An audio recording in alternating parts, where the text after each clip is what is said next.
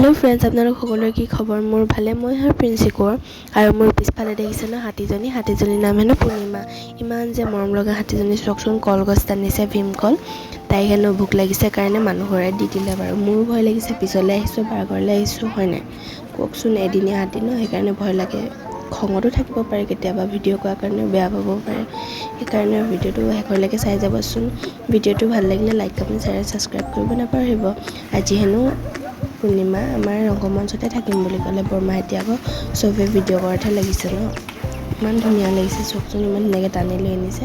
সেয়া ৰংগমঞ্চ পালেহি কলগছ আকৌ এডালকৈ অকণমানিকৈ খাই আছে হাতীজনীয়ে ইমান যে মৰম লগা ন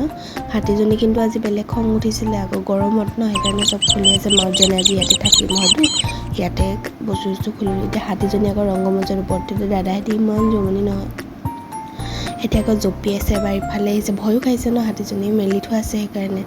এতিয়া ৰাতিপুৱা হোৱাৰ লগে লগে চালোহি তাই কলগছ খাই আছে আৰু ভিডিঅ'টো ভাল পালে আপোনালোক সকলো লগৰবোৰক শ্বেয়াৰ কৰিব থেংক ইউ এই হাতীজনী আকৌ আজি সৰু পথাৰলৈ গৈ আছে সৰু পথাৰত কিয়বাৰ প্ৰচেছন আছিলে আজি আকৌ দেখিছেনে গোটেইখন ভাঙি দিলে একো নাই বাৰু হ'ব